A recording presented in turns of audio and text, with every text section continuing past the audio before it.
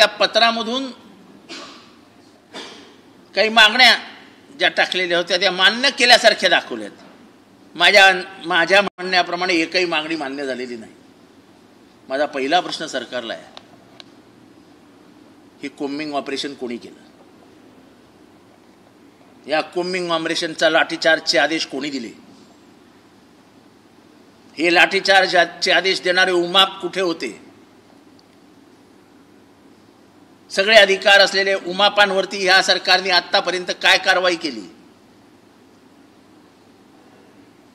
आतापर्यंत हवालदार सस्पेंड न करता आता अचानक 5 हवालदार कसे काय सस्पेंड केले? तुम्ही काय लोकांना मूर्ख समजता काय?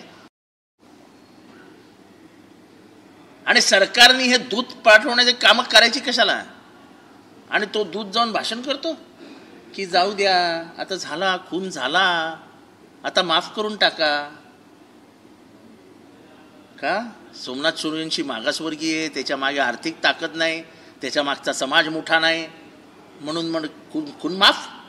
मग एक काम करा ना साहेब, एवढे क्षमाशील झालात तुम्ही, एवढं अचानक तुमच्यात दातृत्व संत महात्म्य घुसलाय, तर येरोडापासनं ठाण्यापर्यंत, तळोजापासनं कोल्हापूरपर्यंत सगळे जवळ मोकळे करून टाका. आणि जे कोणी खुनी असेल त्यांना मोकळं करू, माफ. नवीन धोरण करायला पाहिजे या सरकारने.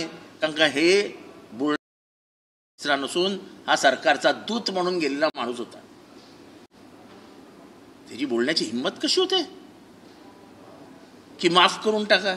अरे पोटचा पोरा गेलाय रे, पोटचा पोरगा गेला आईचा. त्या आईच्या यातना काय आहेत? जेव्हा तिने 10 लाख रुपये नाकारले तेव्हा त्या यातन्या स्पष्टपणाने दिसल्या. जेव्हा त्यांनी सांगितले की माझा पोरगा आणून द्या, 10 लाखाची भीक नको मला. जी आई हे बोलू शकते त्या आईला तुम्ही सांगता माफ करून टाका?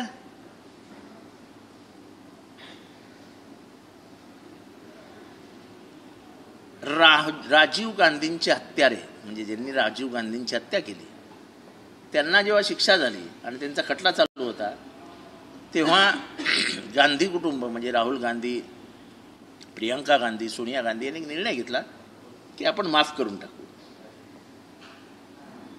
कायद्याने अधिकार नाही. खून is a murder is a murder